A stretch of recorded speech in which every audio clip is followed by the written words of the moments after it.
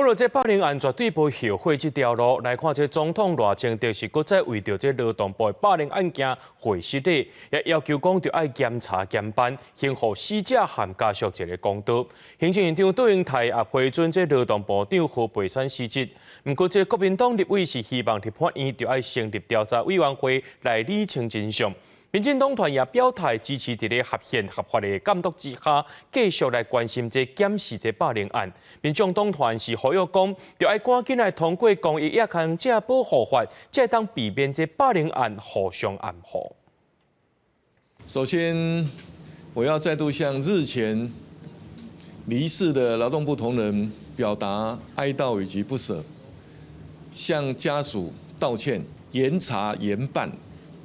还给离世同仁以及家属一个公道。马总统搁再为前劳动部劳法署北分署长谢义勇牵涉工作上欺负案件系失礼，强调行政院已经采取果断做法来进行处罚。那谢义勇2大高以上顶界，劳动部长何佩珊也正式核准。马总统认为要避免相关的情况搁发生，除了中央带头，行政院检讨各单位这种反欺负的机制，地方政府也要同时来进行。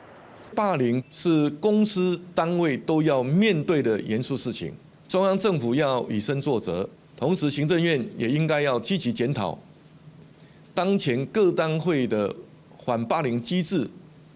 是否周全。马总统强调，未来检讨法令，建立完善的制度甲顺畅的沟通管道，希望在阻止工作上的欺负。不过，国民党立委更加希望立法院会使针对这个案件成立调查委员会，调查更加多真相。今天组织调查委员会是万分当中的无奈，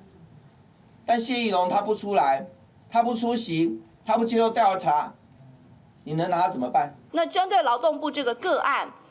因为调查委员会势必是没有办法成立，因为已经有其他司法权跟监察权的调查中。立委吴主要认为会使采公听会、听证会，也是委员会层级、议会层级的专案报告。民进党团支持合宪合法的监督检视，民众党团是希望促使公益甲发备案的人保护法过关。吴妈妈说：“政府不要再官官相护，还给我儿子一个清白，促进廉政的政府。”联能的政府，而且要提供揭弊者应该有的这个保护。国民党、民进党、民众党拢关心工作上的欺负，立委黄国昌讲，党团向台湾社会答应，本会期一定要通过交发备案的人保护法，和检举的人勇敢站出来。记者综合报道。